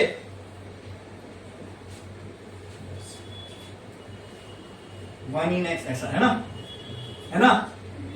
वन पहले लिखा था ना मैंने वहां, velocity of one in z direction, velocity of one in x direction, velocity of one in y direction. बोलो क्लियर है? अरे समझा कि नहीं समझा? कितना समझा? हाँ, बहुत इंपॉर्टेंट डेरिवेशन है ये सब जो मैं बोल रहा हूँ ये अपन लिख नहीं सकते, ये डिराइव ही होगा। बस वो डिराइव जो करना है या इक्वेशन जो लिख रहा हूँ उसका एक्सप्लेनेशन आपको मेरे से ही सुनने को मिल सकता है और कहीं नहीं मिलेगा, इसलिए ध्यान से सुनो। यहाँ तक समझ में आया? आप बताओ इसके आगे क्या लिखूं? v1 z, वेरी गुड, ठीक है, समझे? ये किसी भी वेक्टर को लिखने का तरीका होता है। अब ये कहाँ से पता चला? तो ये तुमको 11 का वेक्टर जब अच्छे से पढ़ोगे तभी समझ में आएगा, समझे? लेकिन फिर भी मैंने यहाँ तुमको बहुत चीजें बता दी, समझे? हाँ, चलो आगे बढ़ते हैं। अब इसको सॉल्व कैसे करते पता है दोस्तों?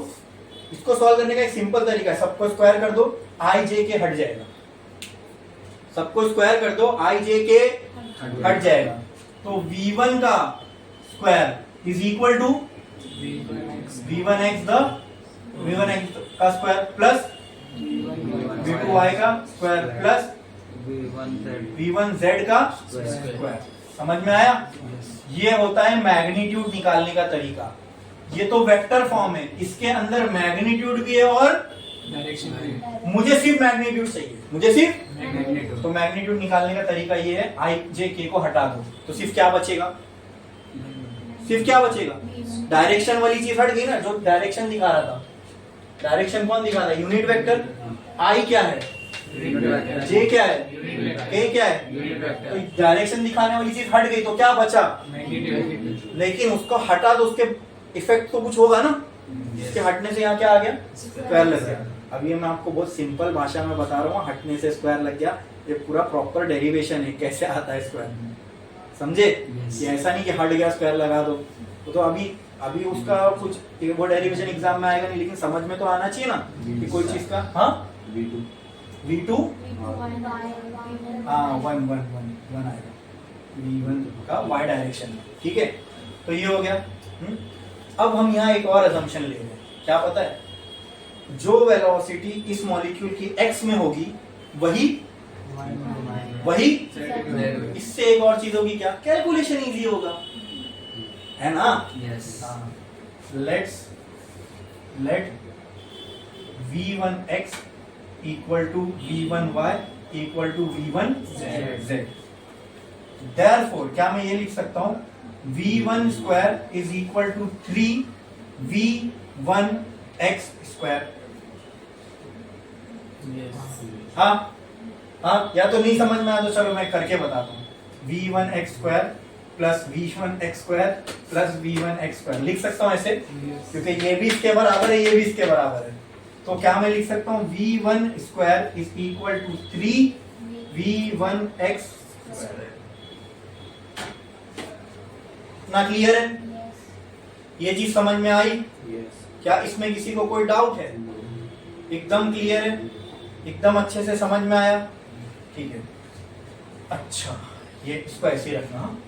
याद रखना, तो इतना क्लियर है, ये समझे? इसमें किसी को कोई डाउट है? आगे मुझे और करना है, ये पूरा लिखो, वो भी अगर छापना है छापो, फिर मैं आगे बढ़ता हूँ जल्दी, क्योंकि वो मुझे रफ करना है, फिर वो रफ कर दूंगा तो तुम लिख नहीं पाओगे, वो कर दो जल्दी, ये मैं रखूंगा, जल्दी करो, जल्दी करो।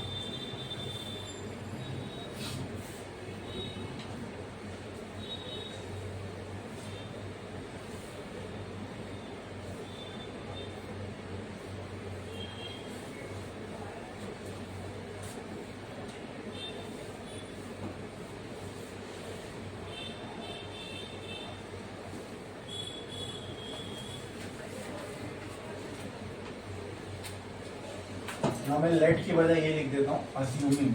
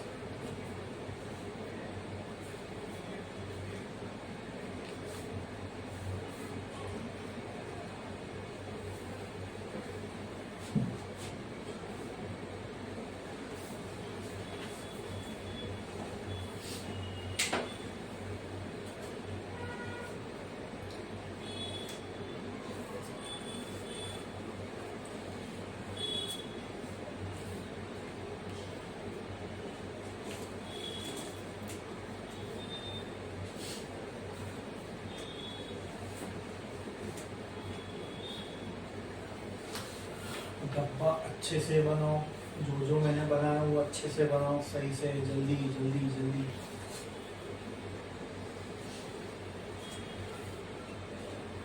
ये हो जाएगा तो समझ लेना ये चैप्टर की बहुत इंपॉर्टेंट डेरिवेशन अपना होगा।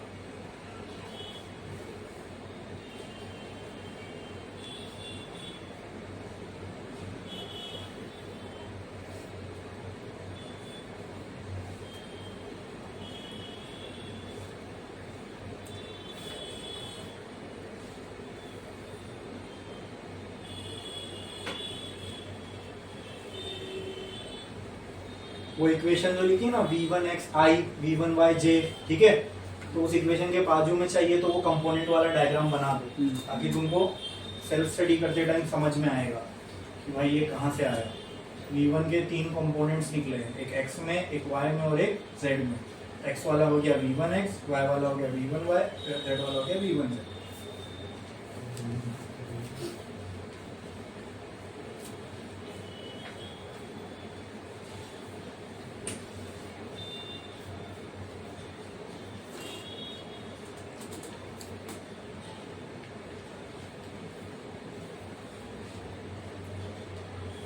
तो सब आपके समझने के लिए लिखा हूँ वहाँ पे आई जे के क्या है, वेक्टर क्या है, ठीक है, तो वो भी लिख लो।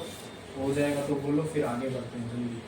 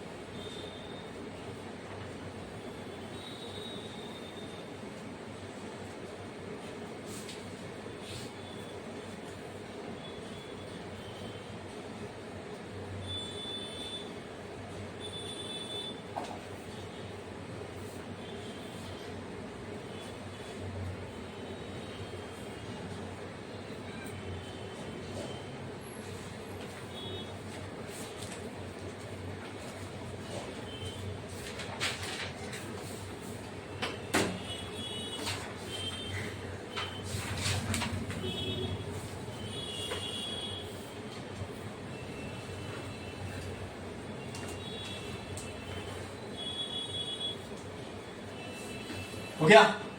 चलो, क्या निकालना था? प्रेशर। प्रेशर के लिए क्या चाहिए? फोर्स। फोर्स के लिए क्या चाहिए? मोमेंटम। मोमेंटम के लिए क्या चाहिए? शुरुआत किससे की है? तो अब क्या जाएगा? अब नेक्स्ट निकालने वाले मोमेंटम। इतना क्लियर है? हो गया लिख के? सब अच्छे से लिखे ना, सिस्टमैटिक वे में एकदम। हाँ, अब नेक्स्ट आने वाला है मोमेंटम, ठीक है। चलो नेक्स्ट,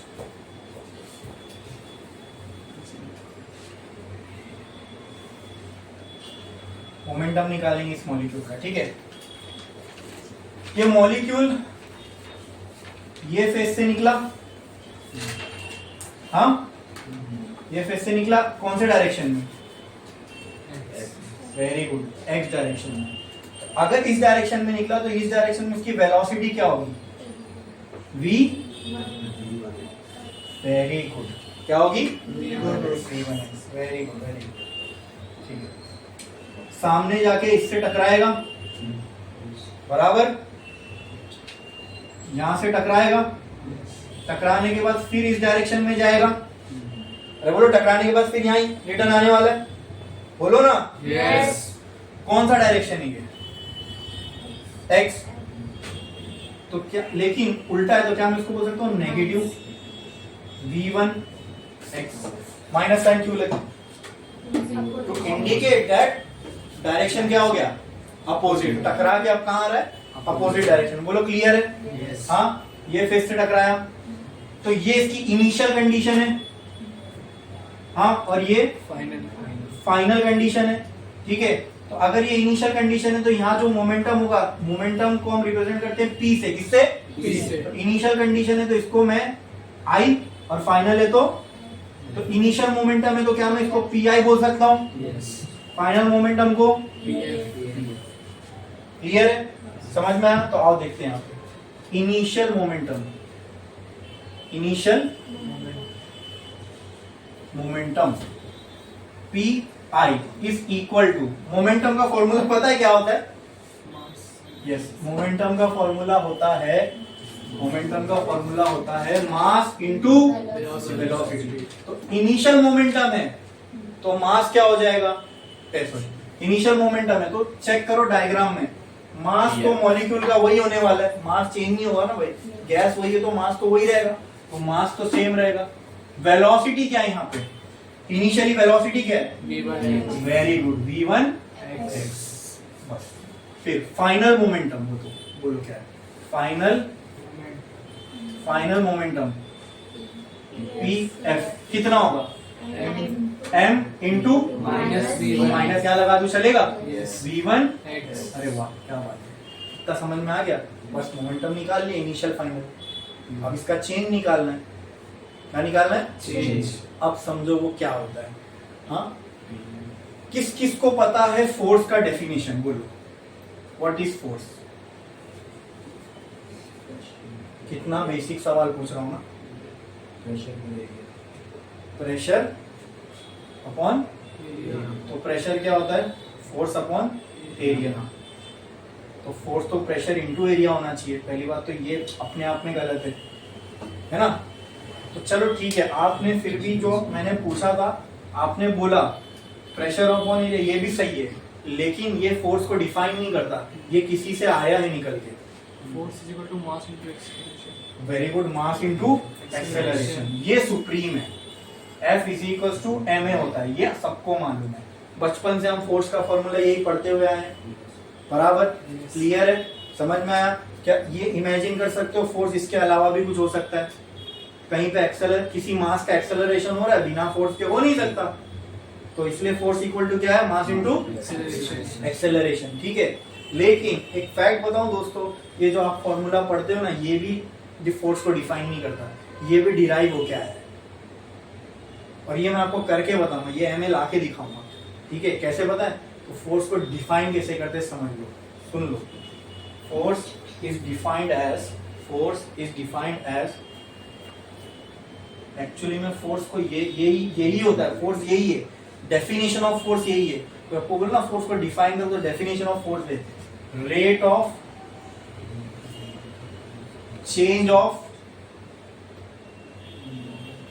मोमेंटम, इसी को क्या बोलते हैं? फोर्स। इसी को क्या बोलते हैं? फोर्स यही है, rate of change of momentum. अब तुमको इससे F equal to M A लाके दिखाऊं? फोर्स का हमने तो फॉर्मूला यही जाने ना, फोर्स हमारे लिए यही होता है एम, ये हमारे लिए फोर्स है, लेकिन ये फोर्स का डेफिनेशन नहीं है। एक्चुअल में फोर्स जो है बेसिकली एकदम बेसिक फोर्स का डेफिनेशन बोलोगे तो ये होता है रेट। अच्छा, मैंने आपको बताया जब भी मैं बोलूं रेट किसी चीज का मतलब डिनोमिनेटर में, वेरी गुड, क्या होगा? टाइम। तो फोर्स को मैं ऐसा लिख सकता हूँ कि डिनोमिनेटर में टाइम, हाँ रेट आ गया ना, या रेट लिख दिया तो डिनोमिनेटर में टाइम। किसका रेट? मोमेंटम। तो न्यूमरेटर में p, न्यूमरेटर में वेरी गुड। लेकिन क्या रेट ऑफ मोमेंटम है कि rate of change of momentum? तो क्या मैं यहाँ डेल्टा लगा दूं चलेगा चेंज बताने के लिए? अगर यहाँ डेल्टा लग गया तो यहाँ भी डेल्टा। क्लियर है, समझ में आया? क्या इसमें किसी को कोई डाउट है? ठीक है, तो चेंज इन मोमेंटम को क्या मैं ऐसा लिख सकता हूँ? Initial momentum minus final momentum, हाँ कि ना? हाँ कि ना? ठीक है, अपॉन डेल्टा टी। क्लियर है? हाँ अगर मुझे, अब मैं आपको बताता हूँ जो आपको मैं बोल रहा था, ये देखो अभी इसके अपने को तो यही था क्योंकि मैं आपको एम ए लाके दिखा रहा हूँ। ये क्या होता है? एम इंटू वी, तो ये एम इंटू वी आई लिख दूं चलेगा, minus M into V F चलेगा, अपॉन डेल्टा टी चलेगा। यहां से मैं क्या कॉमन ले सकता हूं? मास, अंदर क्या बचेगा? V I minus V F by can I write V I minus V F as change in velocity upon change in time? Plus हो जाएगा ना उधर, किधर? एम वी एच कैसे? फाइनल मोमेंटम माइनस, हाँ वो तो अपन करेंगे, मैं आपको वो नहीं, मैं डेरिवेशन नहीं बता रहा हूँ, force equal to M A का वो बता रहा हूँ डेरिवेशन, ठीक है, वो करने वाले अपन ऊपर डालेंगे तो प्लस होगा, ठीक है। मुझे बताओ change in velocity by change in time क्या होता है? What is rate of change of velocity with respect to time? Acceleration. तो यहां से आता है F is equal to m। क्या ये सुप्रीम था? क्या ये बेसिक था? ये तो मैंने यहां से डिराइव करके लाया और इसको मैंने यहां से लेके आया। समझे? समझे? तो एक्चुअली फोर्स क्या है? मास इनटू एक्सेलरेशन नहीं है। वो 10 तक था, बच्चे थे तो बच्चे को जो भी पिला दो वो मान जाता था। अब समझ में फोर्स एक्चुअली में क्या है? Force is actually the rate of change of. ये डेफिनेशन है फोर्स का। इसी तरह फोर्स को डिफाइन किया जाता है। समझे? ये अपने काम का नहीं है, लेकिन मैंने आपके सेटिस्फेक्शन के लिए आपको बता दिया कि force equal to mass into acceleration. जो हम जानते हैं फोर्स का फॉर्मूला वो कहां से आता है। समझे? तो अपने को मालूम है अगर मुझे फोर्स निकालना है तो उसके लिए मुझे क्या चाहिए? Change in momentum. तो मैंने इनिशियल फाइनल तो निकाल दिया, क्या चेंज भी निकालना पड़ेगा इधर? हाँ, तो लिख देता हूं मैं यहां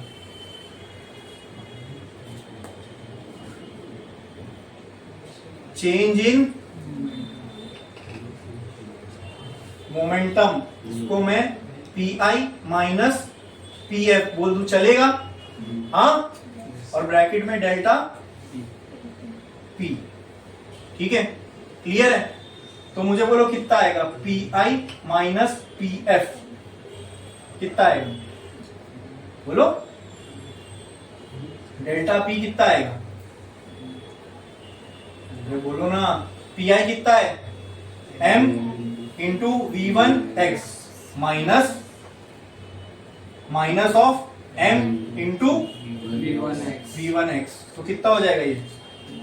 delta P will be equal to M into V1x plus M into V1x।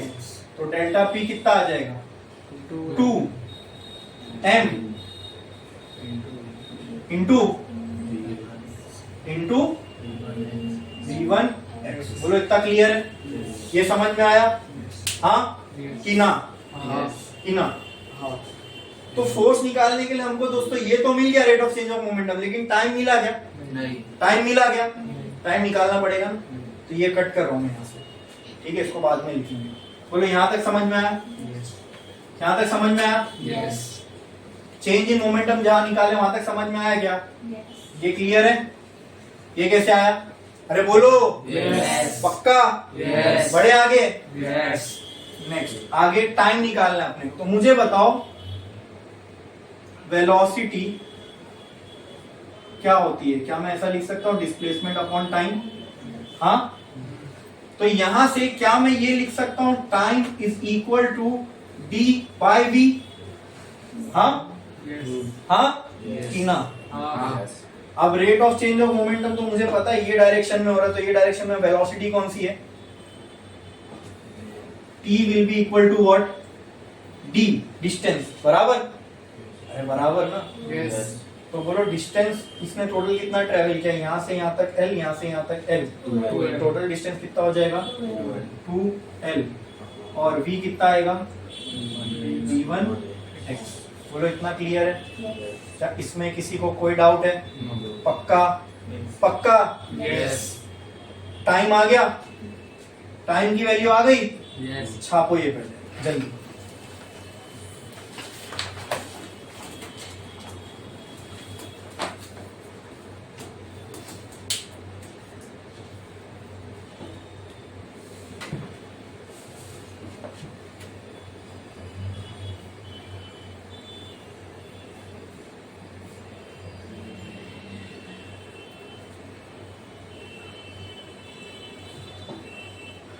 जल्दी।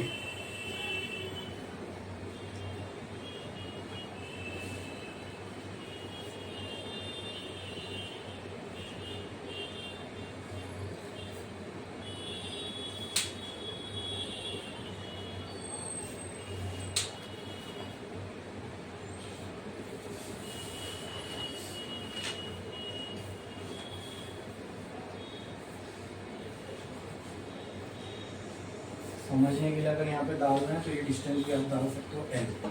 दो कंसेक्यूटिव के बीच में जो डिस्टेंस होगा वो कितना होगा? 2L। यहाँ पे भी मैं लिख देता हूँ D is equal to 2L के बराबर और V is equal to V1x के बराबर। ठीक है,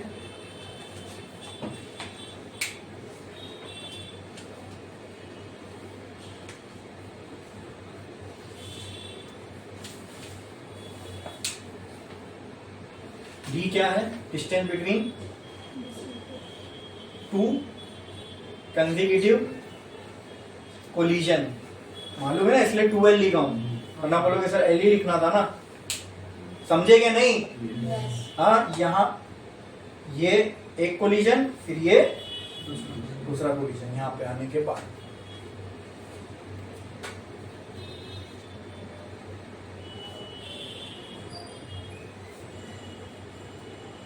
हो गया? लिखें, जल्दी जल्दी जल्दी लिखो।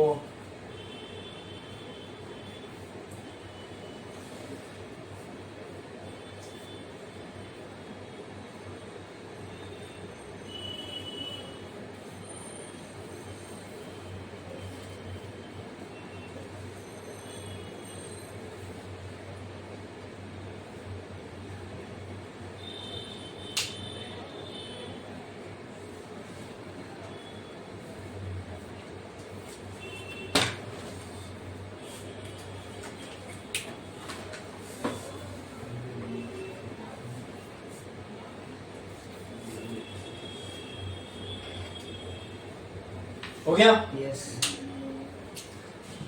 नीचे लिख देना where D is equal to distance between two consecutive collision. Where D, नीचे लिख देना वेयर डी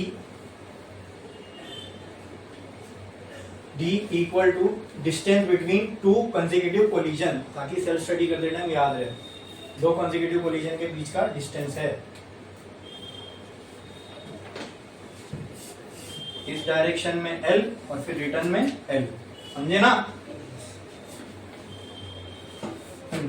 टाइम आ गया, चेंज इन मोमेंटम आ गया, अब क्या चाहिए? फोर्स। अब अपने को मालूम है फोर्स क्या होता है? Rate of change of momentum. क्या मैं ऐसा लिख सकता हूं? Force is equal to delta P by T. हाँ, यस। तो कहना है right, force is equal to delta P, कितना आया? 2m इंटू Vx1 बराबर। यस। अभी ये इसको पलटी मार के लिख दूं, चलेगा? यस। नीचे डिनोमिनेटर में ना पलटी मार के उल्टा लिख देता हूं, V1x अपॉन 2 कैंसल। सो F कितना आएगा? M into V1x the whole square divided by 2। L भी है? यस। कहाँ पे है? 2। क्या बचेगा ऊपर खाली? नीचे L बचेगा। ओके, तो यहाँ मैंने कहीं नहीं लिखा क्या L? कहाँ पे नहीं लिखा? इधर ना। M by L into. अच्छा, अब मुझे बताओ दोस्तों, जरा गौर से देखना इसको। हाँ, यहाँ पे x डायरेक्शन की वेलोसिटी है, तो ये जो फोर्स भी मिलेगा मुझे किसका मिलेगा? x डायरेक्शन का ही मिलेगा फॉर फर्स्ट पार्टिकल। समझे? ये हो गया force for x direction for first particle. बोलो इतना क्लियर है? यस। बोलो इतना क्लियर है? यस। लेकिन मुझे फोर्स, देखो ये अगर फोर्स है तो इसके भी 3 कंपोनेंट हो गए, 1 2 3। ये हो गया force of 1 in x, force of 1 in y और फोर्स ऑफ 1 इन z। लेकिन एक बात बोलूं मैं, अब मेरे को फिर से ये फोर्स के लिए ना वेलोसिटी वाली कहानी करने की जरूरत नहीं है। क्यों नहीं है बताऊं? अरे अभी भी डाल दिया नीचे। यहाँ पे क्या आया था मुझे? V1 is equals to 3V1x V1 square है ना, हाँ। Is equals to 3V1x the whole square. अब आप मुझे बताओ कि अगर यहाँ पे x V1x आ रहा है तो ये F1x की वैल्यू होगी। अगर यहाँ V1 आ गया तो ये किसकी वैल्यू होगी? F1 की बराबर। तो एक काम करो ना, V1x की जगह पर V1x द होल स्क्वायर, क्या इसकी जगह पर मैं V1 स्क्वायर बाय 3 नहीं लिख सकता? हाँ, अरे बोलो, कहना है राइट, कहना है राइट। V1, क्या मैं V1x द होल स्क्वायर को ये लिख सकता हूं? V1 square divided bye 3। तो यहां पर V1x की जगह क्या मैं ये लिख सकता हूं, बताओ मुझे, m/l, ठीक है, मल्टीप्लाई बाय V1x स्क्वायर दिख रहा है क्या, इसकी जगह पर मैं V1 स्क्वायर/3 लिख सकता हूं। Yes. अगर यहाँ V1 जैसे यहाँ V1x था तो ये F1x हो गया, यहाँ V1 होगा तो ये क्या हो जाएगा, F1। बस अब मुझे F के लिए x y z करने की जरूरत नहीं, मुझे F1 डायरेक्ट आ गया, समझे, F1 डायरेक्ट आ गया, समझा कि नहीं समझा, समझा, बराबर, क्लियर है, इसमें किसी को कोई डाउट है, एकदम क्लियर, कोई भी डाउट, समझ में आया, ठीक है, पक्का। नेक्स्ट, अब देखो, लेकिन दोस्तों ये तो एक पार्टिकल का फोर्स मिला, ऐसे अंदर कितने होंगे, ये तो हमने assumption किए थे ना, ऐसे अंदर कितने कितने होंगे, n नंबर ऑफ पार्टिकल्स, तो सबका फोर्स मिला के क्या F नेट आएगा, कहना है right, F net is equal to F1 plus F2 plus F3 plus Fn तक, क्लियर है, हाँ, तो सब में चेंज क्या रहेगा खाली, हाँ, कहना है right, F1 is equal to m/3l into V1 square, F2 is equal to m/3l into V2 square, F3 is equal to m/3l into, ऐसे ये क्या हो जाएगा, Fn is equal to m/3l into Vn square, clear है इतना, हाँ, बोलो clear है, तो क्या मैं इसको वहां ऊपर वाले फॉर्मूले में पुट करूंगा तो सब कॉमन निकल के, है ना, m/3l सब में कॉमन निकलेगा, अंदर क्या बचेगा, V1 V2 V3, very good, therefore F net will be equal to, क्या मैं ऐसा लिख सकता हूं, m/3l bracket V1 square plus V2 square plus V3 square plus Vn square, समझे कि नहीं समझे, समझे, पक्का, यस, क्या इसमें किसी को कोई डाउट है, नो, पक्का, यस, चलो फोर्स आ गया, F नेट आ गया ना, अब क्या निकालेंगे, फोर्स आ गया तो फाइनली फोर्स आ गया, अब क्या निकालेंगे, प्रेशर, प्रेशर, तो प्रेशर होता है फोर्स अपॉन, और फोर्स कौन सा लेंगे, net force, force upon area, ठीक है, तो pressure will be equal to, मुझे बताओ F नेट की जगह क्या मैं ये पूरा टर्म लिख सकता हूँ, यस, यस, क्या आ जाएगा ये M/3, 3l, ठीक है, मैं एक और चीज नहीं कर लेता हूँ ताकि फिर आगे आपको दिक्कत ना हो, ये पूरा टर्म आपको दिख रहा है, हाँ, बार बार इतना बड़ा टर्म लिखना समझ में आ रहा है क्या, अच्छा लगेगा, इसको खत्म करने के लिए मैं क्या कर रहा हूँ, यहाँ पे देखो जरा गौर से, F net is equal to m/3l bracket में V1, ये अंदर ही है ना, V1 square plus V2 square plus V3 square plus, अगर मैं इसको मल्टीप्लाई और डिवाइड कर दूं n से तो क्या मैंने कुछ गलत किया, कुछ गलत किया, कैपिटल N से मल्टीप्लाई और डिवाइड किया तो कुछ गलत किया, लेकिन मुझे आप बताओ ये पूरा टर्म क्या होगा, जरा गौर से देख के बताओ, ये मैंने अभी आपको कराया थोड़ी देर पहले, यस, इसकी जगह पे मैं क्या लिख सकता हूं, अरे बोलो, m/3l, ये पूरे टर्म की जगह पे मैं क्या लिख सकता हूं, हाँ, VMS, अरे देख के बताओ ना, वेरी गुड, क्या लिख सकता हूं, VRMS, लेकिन VRMS के अंदर तो रूट लगता था, क्या ये ऐसा होगा VRMS का स्क्वायर, अरे ये टर्म लिखा है ना मैंने, जहां ऐसा लिखेगा वहां डायरेक्ट आप ये लिख सकते हो, यस, तो वो दिमाग में था ना, मेरे आगे यूज होएगा,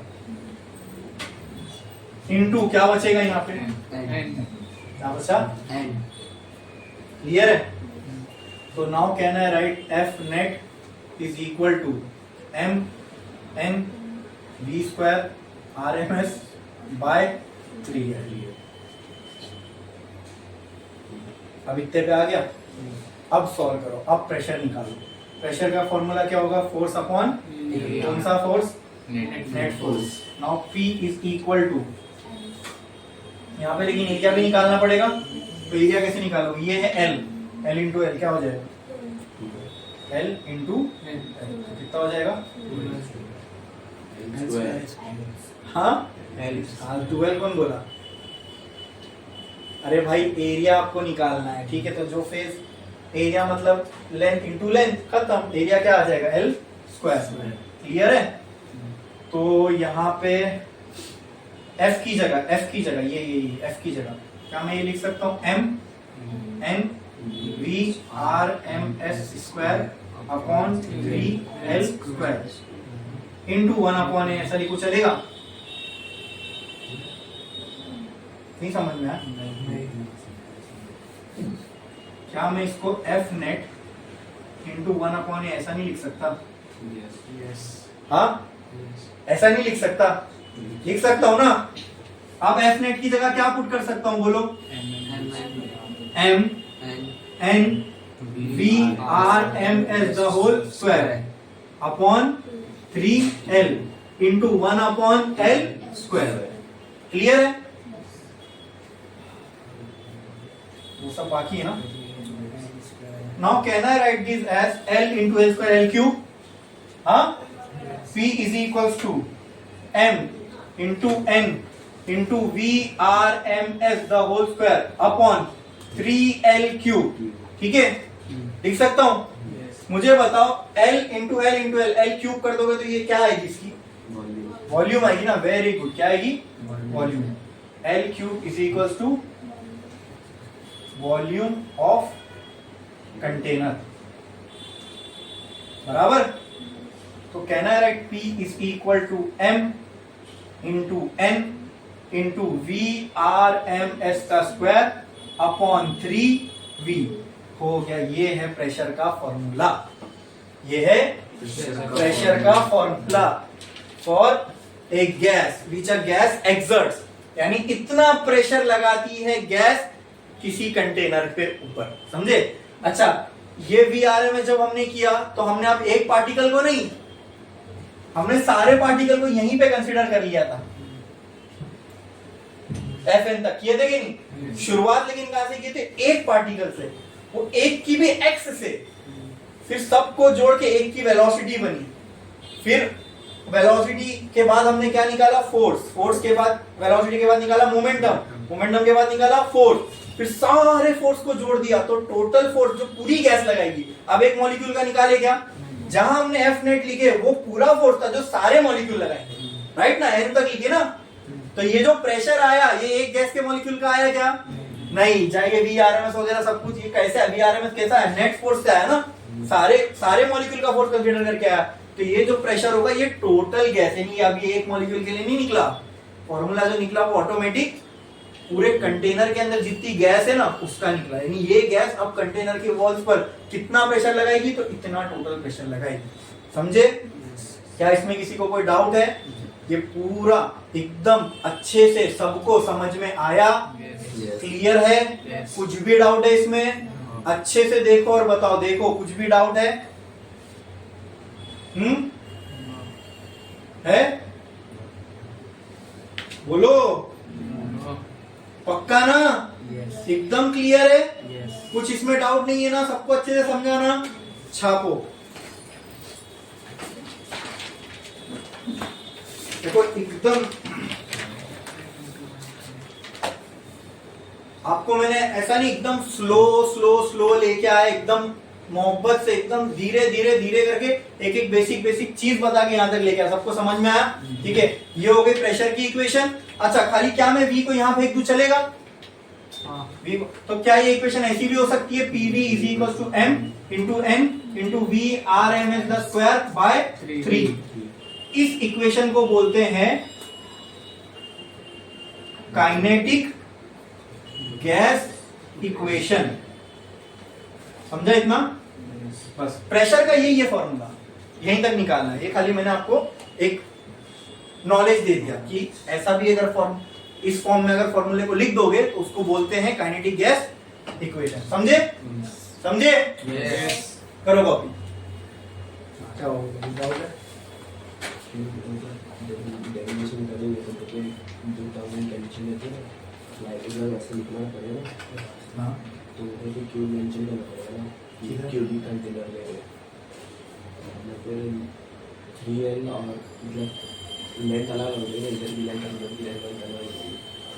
चलो एक काम करता हूँ, वो जो तुम बोल रहे हो ना उसके लिए मैं यहीं पे एक चीज कर देता हूँ। अब हो गया ना क्यूब, अब मैं लिखने की जरूरत ही नहीं, जब मैंने सबको सेम दे दिया तो सही है। Yes.